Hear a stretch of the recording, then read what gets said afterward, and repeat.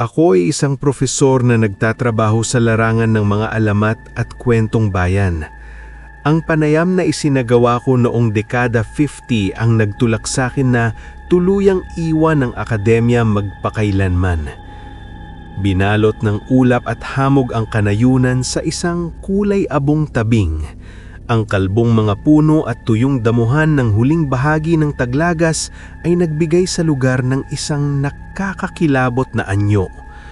Pagdating ng aking sinakyang jeep sa maliit na bayan, walang tao sa mga lansangan. Ang bawat bintana ay may bakal na rehas. Pati ang tinuluyan kong maliit na karinderya at paupahan ay halos walang laman. Bihira magsalita ang may-ari. Ibinigay lamang niya ang susi ng aking kwarto at ipinaalam na ihahain ang pagkain makalipas ang 2 oras. Habang binubuhat ko ang aking mga bag at paakyat na sa hagdan, tinanong niya ako kung ano raw ang pakay ng aking pagbisita. Sinabi kong i-interviewin ko si Don Esteban Alvarado mamayang gabi, ang baron na naninirahan sa isang lumang mansyon sa itaas ng bayan. Lumaki ang kanyang mga mata sa takot at agad siyang nagpaalam papunta sa kusina. Kakaiba, naisip ko, mulit pagod ako dahil sa biyahe kaya hindi ko na masyadong pinag-isipan. Pumasok ako sa aking silid at natulog hanggang gisingin ako ng katok ng may-ari. Malapit na raw ihain ang pagkain. Sa kainan, isang matandang lalaki lamang ang naroon. Nag-iisang kumakain sa likuran. Ipinakilala ko ang aking sarili at nagtanong kung maaari akong makiupo. Masaya niyang tinanggap ang alok. Madali kaming nagkwentuhan, siya'y palabiro at kaaya-aya. Nagkukwento tungkol sa bayan at sa kanyang kabataan dito. Tinanong niya rin ang pakay ko.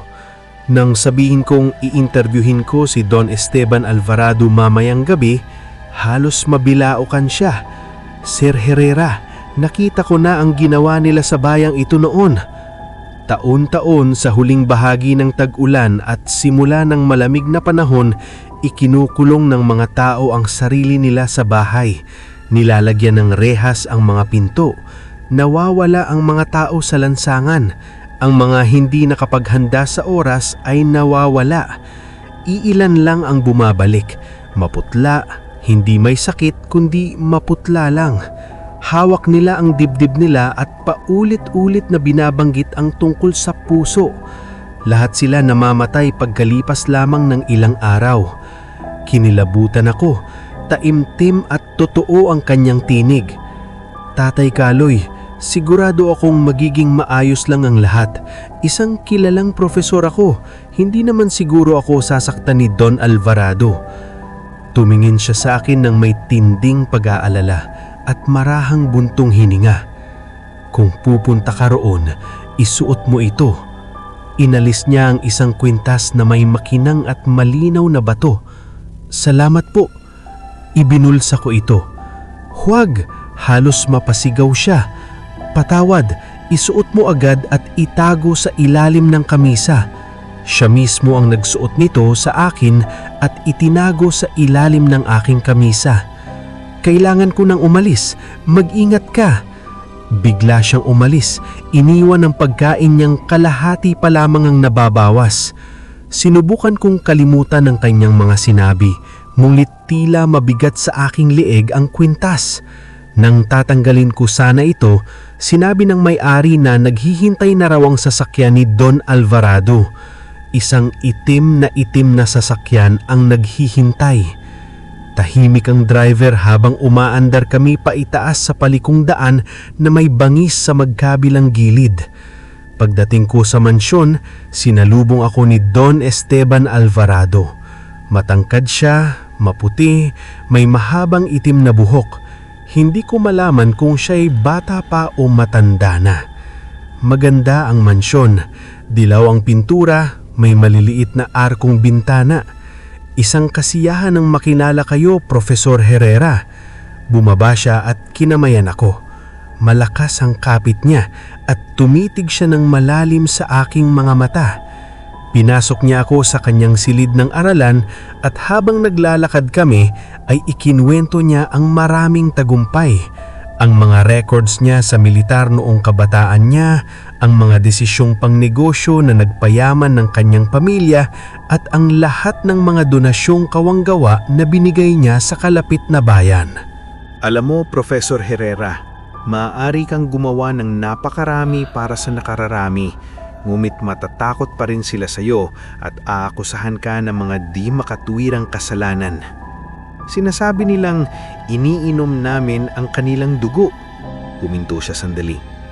Sa pagkaunawa ko, ito ang isa sa mga dahilan ng inyong mga mahahabang paglalakbay upang tipunin ang kasaysayan ng aking pamilya at ang mga lokal na alamat tungkol dito kung hindi ako nagkakamali. Opo, Don Alvarado, tama po kayo. Kung gayon, hayaan mong magsimula ako sa pagpapaliwanag kung paano isinilang ang mga alamat. Noong unang bahagi ng 1700, may 2 taon ng malawakang pagkawala ng mga tao o ayon iyon sa mga tala. Nagsimulang mawalan ng pag-asa ang mga tao sa bayan, naghahanap ng mga sagot. Inakusahan ng mga ngaral ng bayan si Don Conrado Alvarado, ang aking ninuno, bilang mga salarin. Matapos mawala rin ang isa sa mga anak na babae ng Panday, lalo pang nabalisa ang mga tao at naglakad patungo sa aming lumang mansyon upang ito'y sunugin. Halos hindi nakatakas ang aking pamilya noong araw na iyon. Ang aking lolo lamang ang nagpasyang bumalik. Itinuro niya ang isang pintura sa dingding. Ang lalaki roon ay halos kamukhang-kamukha ni Don Esteban Alvarado. Itinayo niya ang magandang mansyon na kinaroroonan mo ngayon at umupa ng isang lokal na milisya upang ipagtanggol kami laban sa anumang pagtatangkang patayin kami. Tiyak akong sinubukan ka ng mga tao sa bayan na balaan na lumayo sa akin. Opo, ginawa nga po nila, Don Alvarado. Siyempre, ginawa nila. Bueno, Professor Herrera, isa lamang itong munting pagpapakilala sa mga usapin ng aming pamilya. Ano ang masasabi mo sa kaunting konyak bago talaga tayo sumabak? Hindi na hinintay ni Don Alvarado ang aking sagot at tumayo mula sa kanyang upuan.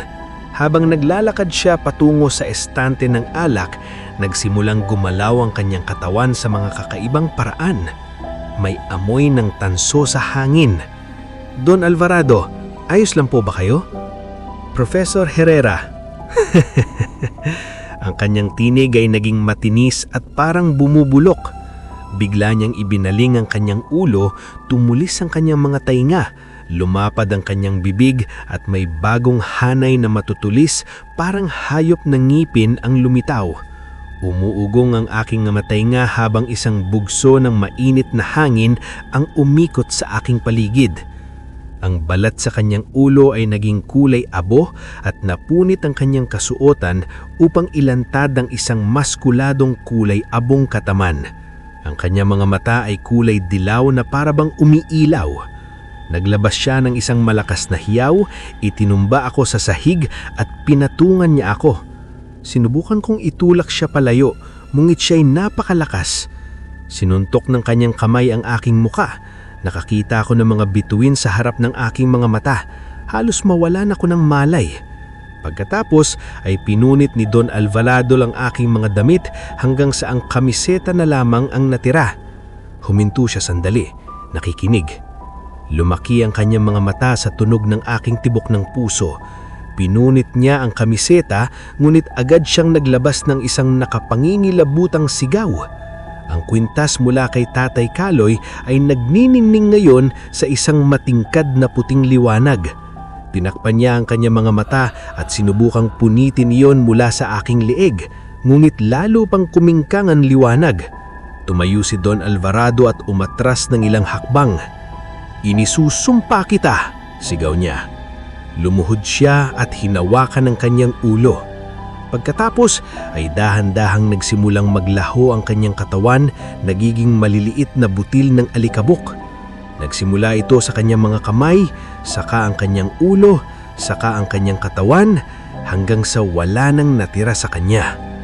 Dahan-dahang bumukas ang bintana. may malamig na simoy na pumasok sa labas. Tahimik ang mansyon. Naninginig ang aking mga kamay ng mabuti na hindi ako makatayo. Sa una ay hindi ako makabangon, ngunit pagkatapos ay nakarinig ako ng mahihinang yapag sa kung saan sa loob ng mansyon. Tumayo ako, tumalon labas ng bintana at tumakbo pabalik sa bayan. Nang hindi nagpapaalam, inimpak ako ang aking mga gamit, iniwan ang bayan at hindi na kailanman bumalik. Nang ipasuri ako ang kwintas, sabi ng kaibigan kong geologist, salamin lang daw yon. Walang kilalang Tatay Kaloy sa bayan na iyon, ayon sa may-ari. Iniwan ko ang universidad, hindi ko na kinaya. Hanggang ngayon, sumusundan pa rin ako ng mga bangungisap tungkol kay Don Esteban Alvarado. At ilang araw na lang ay may natanggap akong liham na may pirma ng kanilang pamilya. Sinaunang lengguwahe ang ginamit, ngunit may mga salita na alam ko ang ibig sabihin. Gutom na tayo. Nagtatago ako ngayon sa isang motel sa gilid ng kalsada na mahigpit na hawak ang kwintas na ibinigay sa akin noon.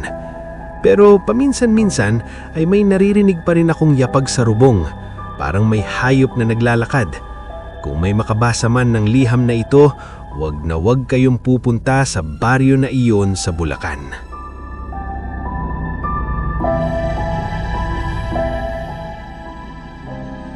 Maraming salamat sa pakikinig, kaibigan. Kung nagustuhan mo ang storya natin ngayong gabi, pwede mo bang bigyan ng like ang video na ito? At kung talagang kinalabutan ka, siguraduhin mag-subscribe para sa mas marami pang kwento galing sa ligaw na kaluluwa.